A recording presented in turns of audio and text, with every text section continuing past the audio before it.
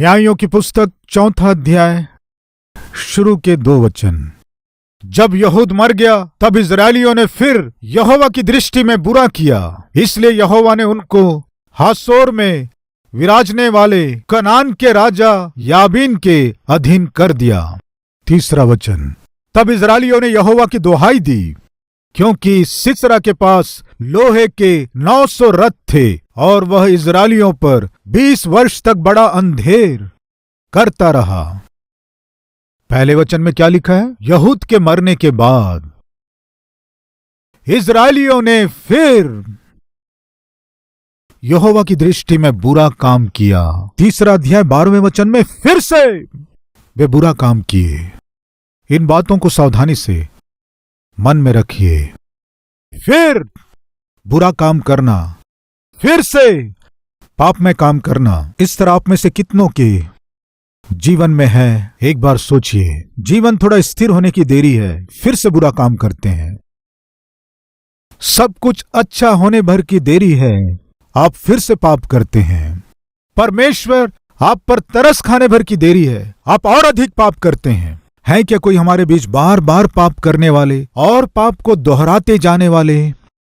एक बार परमेश्वर के पास आकर दुहाई देकर, परमेश्वर से उत्तर पाकर, बार बार गलत कामों को करने वाले, बार बार पापमय कामों को करने वाले और अधिक पापमय कामों को करने वाले हैं क्या? तो सुनिए, अकाल क्यों पड़ता मैं आपको बता रहा हूं। इस तरह परमेश्वर के साथ छल करने वाले, इस तरह कुछ दिन परमेश्वर के साथ रहकर भरोसा दिलाकर, परमेश्वर से उत्तर पाकर, उत्तर मिलने के बाद परमेश्वर को भूलकर, परमेश्वर को छोड़कर संसार की रीति पे जीने वाले, दिन प्रतिदिन आप अपने दंड को बढ़ा रहे हैं। 8 वर्ष, 18 वर्ष, 20 वर्ष। आइए 13वां अध्याय। इजरायलियों ने फिर यहोवा की दृष्टि में बुरा किया, इसलिए यहोवा ने उनको पलस्तियों के वश में 40 वर्ष के लिए रखा। अभी कितने वर्ष? 40 वर्ष। क्या किया? पलस्तियों के वश में सौंप दिया। पहले कितने से स्टार्ट किया? 8 वर्ष से स्टार्ट किया।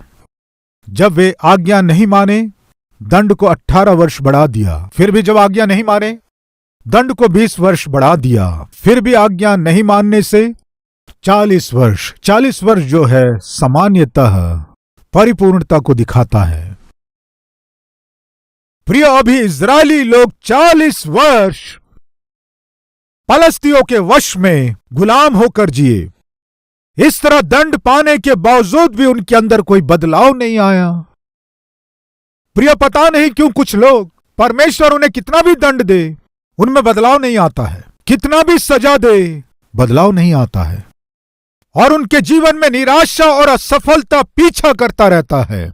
कितना भी मेहनत करे, प्रतिफल नहीं मिलता है। कितना भी फसल बोए, वो फसल फलवंत नहीं होते हैं। कितना भी लागत लगाए, 1 रुपया नहीं बचता है। फिर भी पता नहीं क्यों ये परमेश्वर की ओर नहीं फिरते हैं। परमेश्वर ने पहले इन्हें गुलाम के रूप में सौंप कर दंड दिया, फिर भी उनमें बदलाव नहीं आया। अभी अंत में अकाल, भयानक अकाल पड़ गया। अकाल क्यों पड़ता है? पड़ने का कारण क्या है? जल्दी से मैं आपसे बांटूंगा। आइए, लेवियों की पुस्तक 26 अध्याय 14वां वचन। यदि तुम मेरी ना सुनोगे और इन सब आज्ञाओं को ना मानोगे और मेरी विधियों को निकम्मा जानोगे, तो सुनो, यदि कोई मेरी आज्ञा नहीं मानेगा और मेरे कहे अनुसार नहीं जिएगा, मन मर्जी से जिएंगे तो दंड दूंगा। वही हमने न्यायियों की पुस्तक में देखा। वे सब अपनी मन मर्जी से जी रहे थे। फिर क्या हुआ था? अकाल पड़ा। आदम और हवा परमेश्वर की आज्ञा नहीं माने, फलस्वरूप परमेश्वर से दूर हो गए। अदन की वाटिका में कोई कमी नहीं थी। परमेश्वर ने समृद्धि से भरपूरी के साथ अदन की वाटिका में फलों को दिया। कुछ भी खा सकते थे वे, लेकिन जैसे ही वे परमेश्वर की आज्ञा को तोड़ दिए, समृद्धि में से, सारी आशीषों में से, परमेश्वर की संगति में से, परमेश्वर के दिए गए आनंद में से वे बाहर निकाल दिए गए, खदेड़ दिए गए। कांटों और उठकटारों के बीच कठिन परिश्रम करेंगे तभी खा पाएंगे। ऐसी स्थिति में पहुंच गए। कारण क्या था? उनका पाप। पाप एक मनुष्य को परमेश्वर से दूर करता है। पाप एक मनुष्य को परमेश्वर के दिए गए समृद्धि से दूर करता है। पाप मनुष्य के शांति को उससे दूर कर देता है। पाप मनुष्य को परमेश्वर की संगति से दूर कर देता है, खुशी को दूर कर देता है। आदम और हव्वा के जीवन में ये सब हम देखते हैं। अभी परमेश्वर कह रहे हैं, यदि तुम मेरी आज्ञा नहीं मानोगे और अपनी मन मर्जी से जियोगे तो, और अपने शरीर के अनुसार चलोगे तो, अपने शरीर की अभिलाषाओं में जियोगे तो, सुनो, आने वाले समय में तुम कौन सी समस्याओं का सामना करोगे बताता हूं। परमेश्वर ने कहा, आइए देखें 15वां वचन। और मेरी विधियों को निकम्मा जानोगे और तुम्हारी आत्मा मेरे निर्णयों से घृणा करे और तुम मेरे सब आज्ञाओं का पालन न करोगे, वरन मेरी वाचा को तोड़ोगे तो मैं तुमसे यह करूंगा, अर्थात मैं तुमको बेचैन करूंगा और क्षय रोग और ज्वर से पीड़ित करूंगा, और इनके कारण तुम्हारी आंखें धुंधली हो जाएंगी और तुम्हारा मन अति उदास होगा।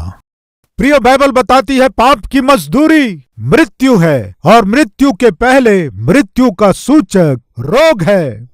तुम मेरे विरोध में जियोगे तो सबसे पहले मैं क्या करूंगा जानते हैं? तुम्हारे शरीरों को दंड दूंगा।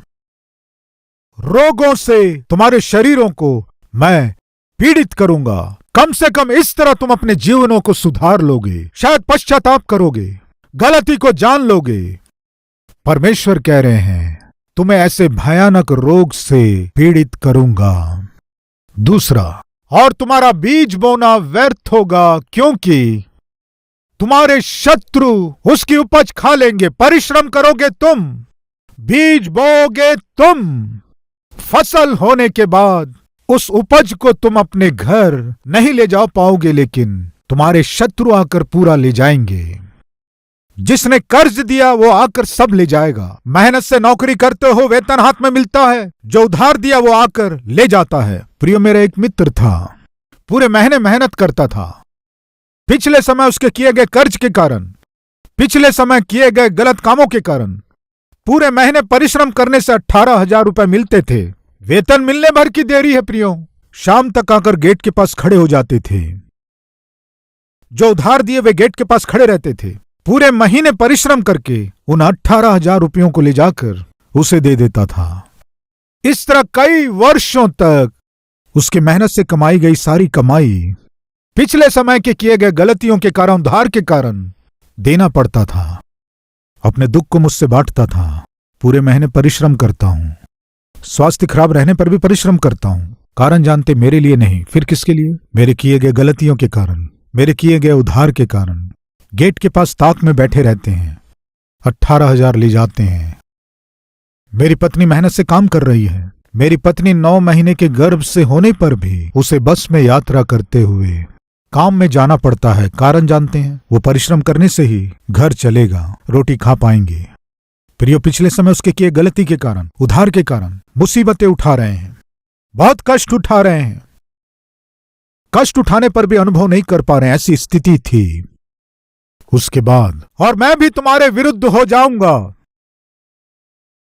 और तुम अपने शत्रुओं से हार जाओगे और तुम्हारे बैरी तुम्हारे ऊपर अधिकार करेंगे, और जब कोई तुमको खदेड़ता भी न होगा तब भी तुम भागोगे, भयभीत हो जाओगे, सेलफोन ऑफ कर लोगे और घर के दरवाजे में ताला लगा दोगे और सबसे छिपकर रहस्य में घूमते रहोगे। सच है ना? हम में से कुछ लोगों का जीवन ऐसा ही है ना?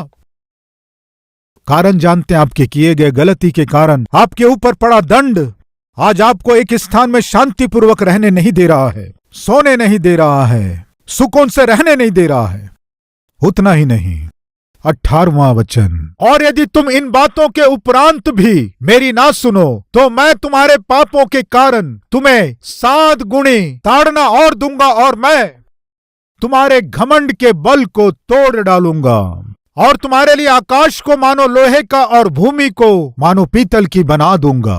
आकाश को लोहे का यानी वर्षा नहीं होगी, भूमि पीतल की यानी आप जोतना चाहो फिर भी जोत नहीं पाएंगे। कारण क्या है? कि वर्षा नहीं हुई, इसलिए आपकी भूमि बंजर होकर रह जाएगी, फसल नहीं होंगे। वर्षा नहीं होगी। तुम्हारे पापमय कामों के कारण तुम अपने ही हाथों से अकाल को मोल ले रहे हो। उतना ही नहीं, 20वां वचन, और तुम्हारा बल अकारत गंवाया जाएगा। शरीर की सारी ताकत कमजोरी में बदल जाएगी, निर्बल हो जाओगे।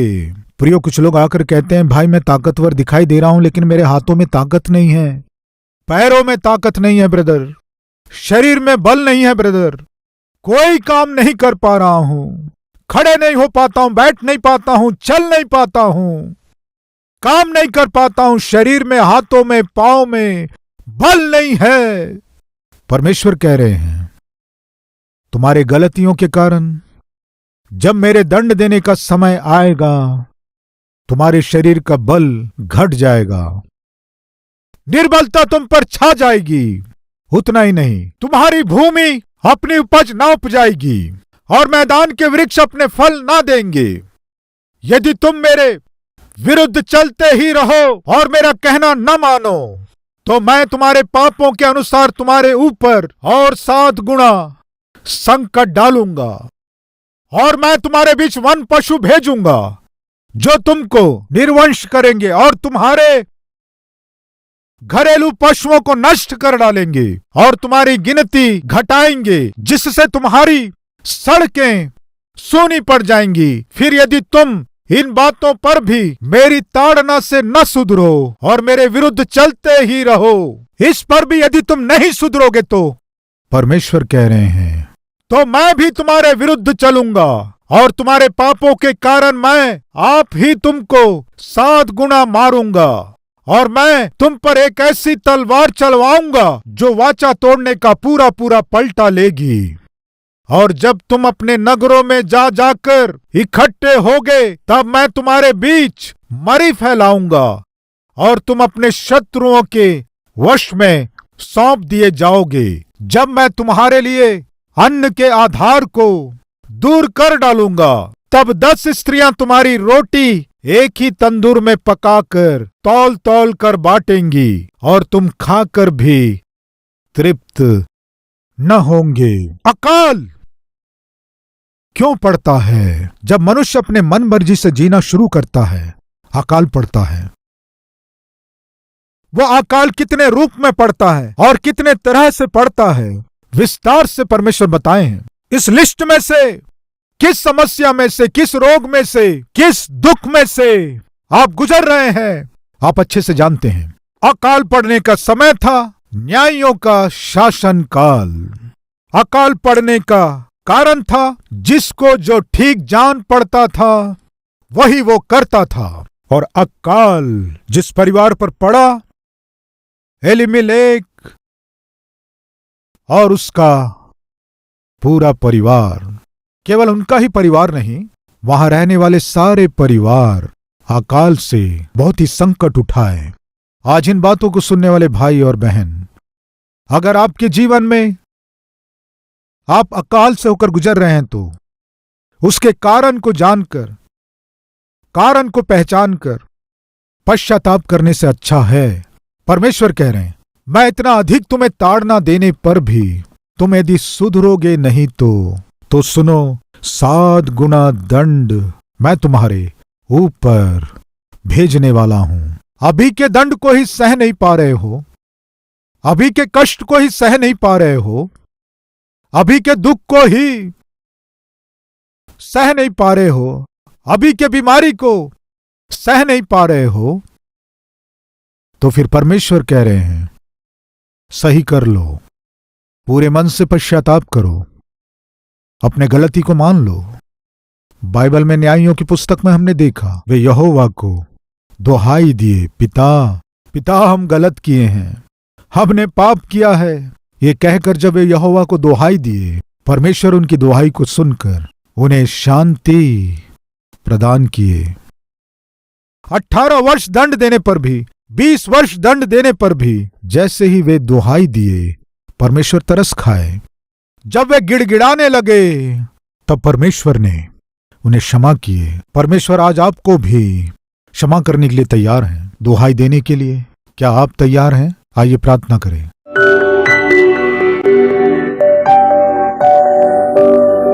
पवित्र परमेश्वर पिता, अकाल किस समय पड़ा? अकाल पड़ने का कारण क्या था? अकाल से कौन सा परिवार प्रभावित हुआ? इस वचन के द्वारा बहुत ही स्पष्ट आप हमसे बात किए। पिता, आपकी आज्ञा मानना हमारे लिए भला है। आपके भय भक्ति में जीना कितना उत्तम है। अगर ऐसे ना होकर हम अपने मन मर्जी से जिएंगे तो हमारे लिए कितना नुकसान है और कितना कष्ट है। वर्तमान में ही हम में से बहुत से लोग अकाल रूपी कष्टों में फंसे हुए हैं। वो अकाल और सूखापन कैसे अलग अलग रूपों में पड़ता है, सीधे और स्पष्ट विस्तार रूप से हमें बताए। यदि इनमें से गुजरते हुए भी यदि हम अपने जीवनों को नहीं सुधारेंगे तो और 7 गुना कष्ट हम पर पड़ेगा, आपने कहा। पिता, आज जो कष्ट है उन्हें ही सह नहीं पा रहे हैं, आने वाले कष्टों को कैसे सह पाएंगे? जिस हाल में है हम क्षमा मांग रहे हैं, आपसे माफी मांग रहे हैं, माफ कीजिए। आज जितने भी घृणित कार्य हमारे जीवन में हैं, उन्हें हमारे जीवन से दूर कीजिए। उनमें से हमें पूरी रीति से छुड़ा लीजिए। आपकी इच्छा के अनुसार आपके स्वीकार योग्य हम जी सकें, सहायता कीजिए, हमें माफ कीजिए। शांति और मेल को और आपके साथ के संगति को, आपके देने वाले समृद्धि और सारी आशीषों को हम सबको दीजिए। यीशु मसीह के नाम से मांगते हैं पिता, आमीन। प्रिय, अब से आप अपने जीवन से प्रभु को दिखा सके ऐसे आत्मिक व्यक्ति के रूप में आप बढ़ सकें, मन से चाहता हूं। इस संदेश के द्वारा आपने आशीष पाया है तो लाइक कीजिए और बहुतों को शेयर कीजिए, और उतना ही नहीं, एक कमेंट कीजिए, उसे मैं पढ़ूंगा, प्रभु की महिमा करूंगा। फिर मिलेंगे, तब तक के लिए शलोम।